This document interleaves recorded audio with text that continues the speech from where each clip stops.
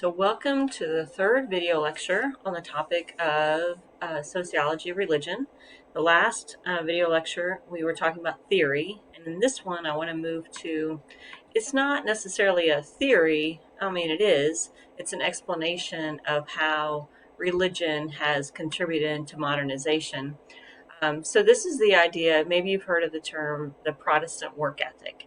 Well, this is Weber's notion, and Weber was considered a symbolic interactionism. So if you go way back to chapter 1, he's the founder of symbolic interactionism, and symbolic interactionism is about interpreting what things mean.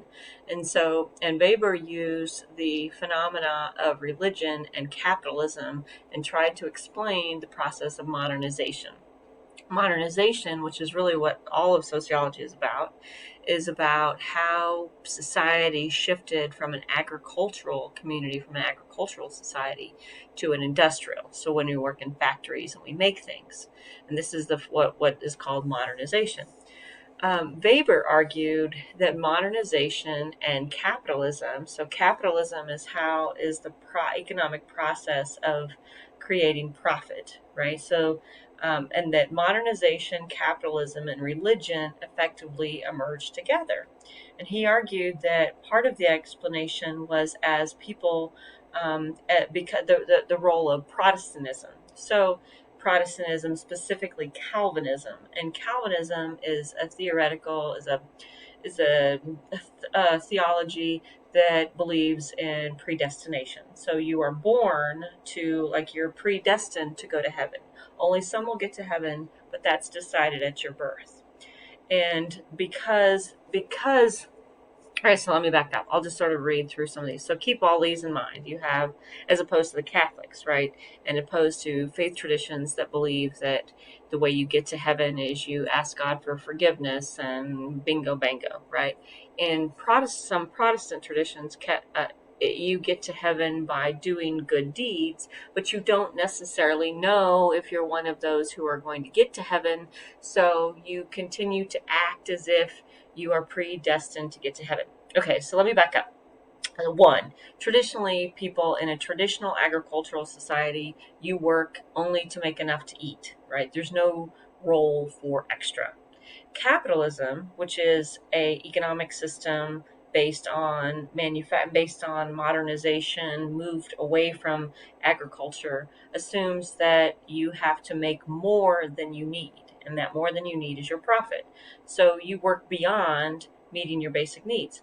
The spirit of capitalism, or the belief in capitalism, the willingness to work harder than is necessary to meet your basic needs, requires a different way of thinking about work, and that's what we call your work ethic. Calvinism assumes that some people are going to heaven and some people are not, but you don't know as if you're going to heaven or not. So you act as if you are.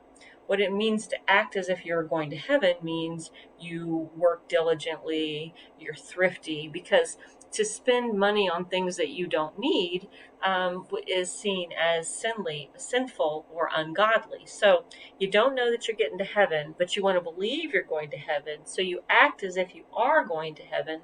So when you make more than you need, but you don't spend any of it, because that would be ungodly and that would be sinful to invest in, what does it say, idleness. So idleness is not working or spending on luxurious things. Consequently, because you work so hard, that's your work ethic, you have more than you need, but because you're not supposed to spend them on worldly things, you save and you are thrifty, that wealth then gets reinvested and you become increasingly wealthy.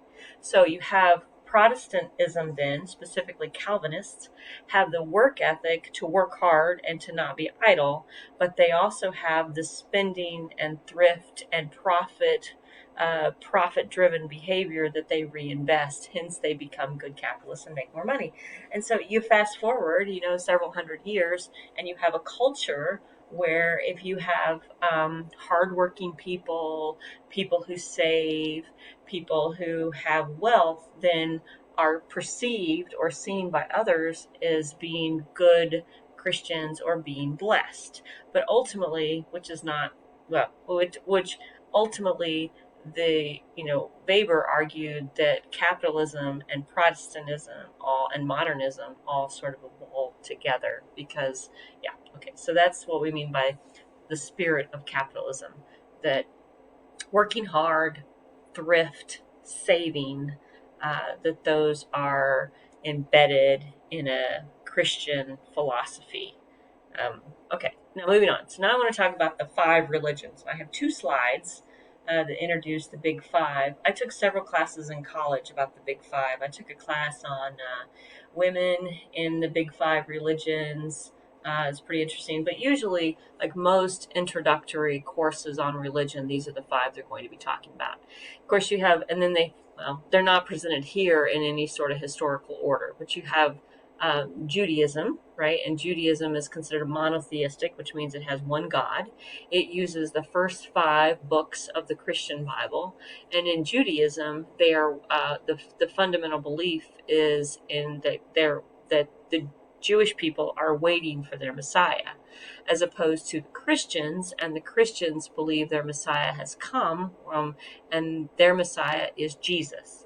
Under the Christians, then, so any group that believes that Jesus was the Son of God and was the Messiah would be considered Christians. Sometimes I'll hear people distinguish. They'll say, "Well, I'm Catholic," or "I'm Christian." Well, Catholics are Christians, right? And so are Baptists. So are Baptists, Lutherans, Episcopalians, Latter-day Saints. All those people fall under the Christian because they all believe that Jesus was the Son of God. Then they become a little different. What distinguishes the Catholics from the Protestants is that role of the Pope, right? And the role of the Pope is seen as a descendant of David. I believe that's right. Seen as a descendant of David and therefore closer to Jesus, therefore closer to God, and where other Protestant traditions don't have that same relationship by way of the Pope.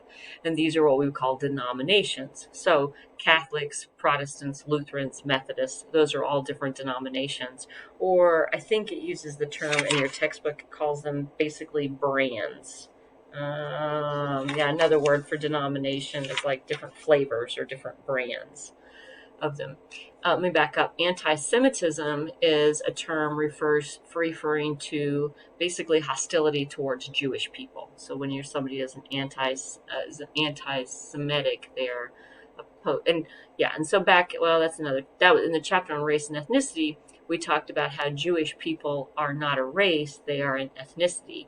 They are an ethnicity because it's based on a religion. They start to, of course, look alike, which is the characteristics of a race, because part of their faith tradition has only people within them. And then even within, I think that's in another slide. Okay. A couple of the others are Islam, right? And people who follow Islam are considered Muslims. This is considered a newer. So the older one is Judaism, and then Christians, and then Islams are believe that Muhammad came after Jesus, right? So Muhammad is a prophet. Ooh, shoot, I should look this up. I don't think Muhammad is a prophet of Jesus. I'm looking at Hinduism, followers of Muhammad, right? Okay, so and Muhammad came after Jesus. So all three of those religions, all three of those faith traditions hold parts of the Old Testament.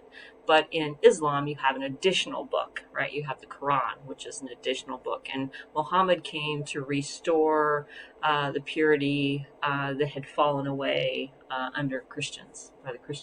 An older religion. So I would say this is true, that I think it's fair to say that Hinduism is the oldest of all of these, and that Islam, Christians, and Islam, Jews, and Muslims all have some similarity to Hinduism, and this is considered polytheistic faith tradition because there are lots and lots of gods, right?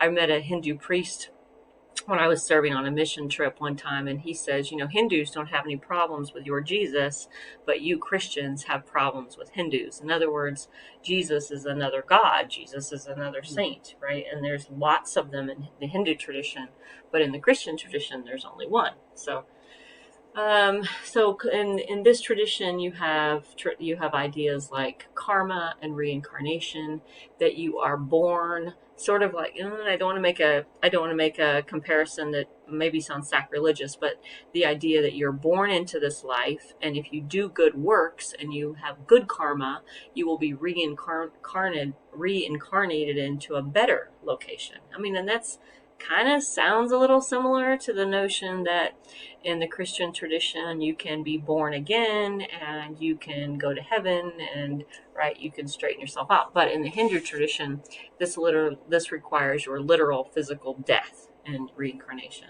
The goal is to reach nirvana, and the suti is a fancy word. Actually, the suti refers to a kind of burial practice. Usually, it's what the women who, when their husbands die, they throw themselves on the suti.